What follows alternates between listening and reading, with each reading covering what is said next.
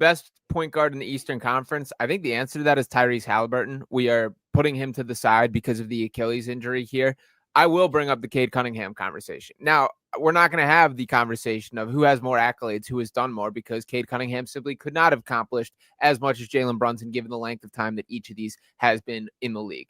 Cade Cunningham is coming off his age 23 season. At his age 23 season, he was an All-NBA third-team player. He averaged 26, 9, and 7, and led a team to the postseason, and an absolutely atrocious organization, I might add. What was Jalen Brunson doing at age 23, Sam Oshtry? Why is that relevant? Why is that relevant? Why is that relevant to the conversation we're having about who's the best player entering this season? Age isn't a relevant factor. We haven't brought it up because it's not relevant. It's best player entering this season. Who cares what Jalen Brunson was doing at 23? You're right, and I'll put to the side the fact that he was playing 17 minutes a game coming off the bench for the Dallas Mavericks. But to speak about Jalen Brunson in this current form, that obviously these two went head-to-head in the postseason. Now, I'll start off with, I think it's far more impressive the fact that Cade Cunningham not only took the Pistons to the postseason, but took the Knicks to 6 games when being wildly outclassed from a talent perspective. Cade Cunningham was that dude, and I know he didn't shoot the ball well from the three-point in the playoffs there, that he shot below 20% from three, which certainly diluted the stats. Still had a triple-double, still had 3 double-doubles, still was a guy that averaged 25, 8, and 8, and I thought was the best player in several of those games there. I did want to bring up the question of who do you think is the best player that Cade Cunningham has ever played with, Sam Oshtry, if we want to get into the team success aspect of things here?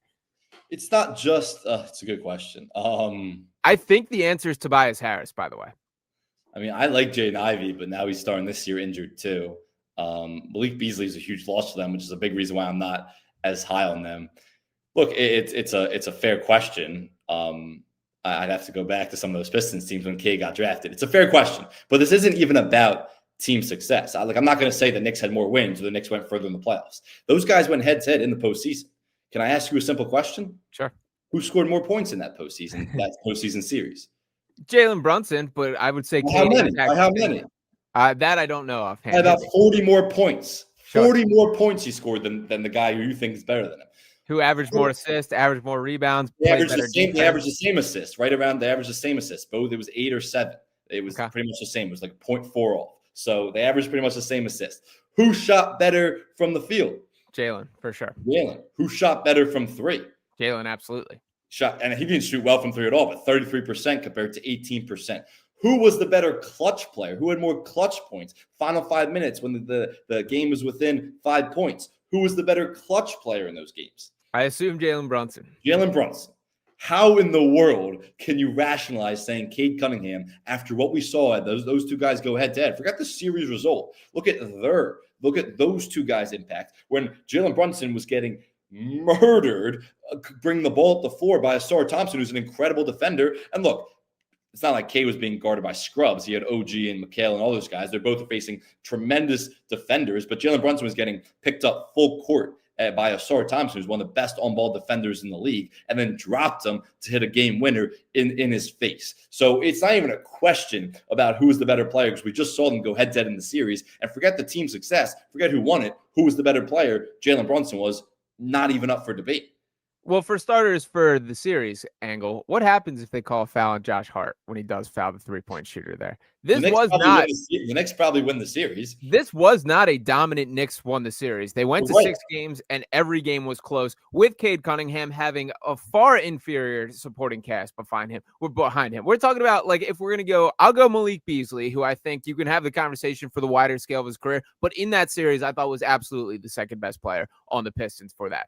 Where does Malik Beasley rank on the Knicks roster? He's not better than Mikal Bridges. He's not better than OG Anunoby. He's not better than Karl-Anthony Towns. Is he definitely better than Josh Hart? Is he definitely better than Mitchell Robinson? I'm not so sure about that either. So if we're talking about one guy. What we're talking about is the Pistons-Knicks comparison as a team. I'm talking about Cade Cunningham leading his team into a battle that he has no business being competitive in and absolutely delivering. You brought up something really important earlier when you said all these games were really close, and they were. All these games came down to the final few minutes, which is why they were all in clutch games. And that probably says more about the Knicks and how good they really were. Maybe they weren't as good as we thought they were, and there was a lot of reasons for that. But this isn't about the teams. This is about Jalen Brunson versus Cade Cunningham. Those games came down to the wire consistently, almost every single one of them. Do you know why the Knicks were able to win 4 out of 6 of them? All these games that came down? Because you know what they did? The Knicks did. They gave Jalen Brunson the ball and let him cook and just essentially clear it out and let him do his thing. You know what the Pistons did? They didn't have a guy to do that. They could give Cade the ball he wanted. But the Knicks gave Jalen Brunson the ball, which is why he led the playoffs but before the finals in clutch points, dominated Cade Cunningham in that series in clutch points because they gave Jalen Brunson the ball because he was the best player in that series. Pistons couldn't just give Cade Cunningham the ball and let him cook, and that's a big reason why. So you're saying all these games came down to the wire, which is true, but the Knicks got the edge because they had the better player and the best player in the series, which oftentimes happen in playoff series. I would say the better team is certainly important. Better team and the better best player. And I think it's like, I mean, Cade Cunningham sets the tone for this Pistons organization in what I would say is a similar way to what Jalen Brunson does for the New York Knicks here. I think, if anything, you have to recognize these guys as equals, that Cade Cunningham has absolutely played his way into that conversation. Defensively, he's better than Brunson. I do think he's a better playmaker than Brunson, even though if that specific sample size, things did not play out. He's absolutely a better rebounder. And the same amount of assists throughout the whole year, too. Cade Cunningham, to me, I think reads the game better than Jalen Brunson. I just do feel that way, that I think he is a more advanced playmaker than Brunson's a score first guy in a way that I don't think Cade is the way I would put that.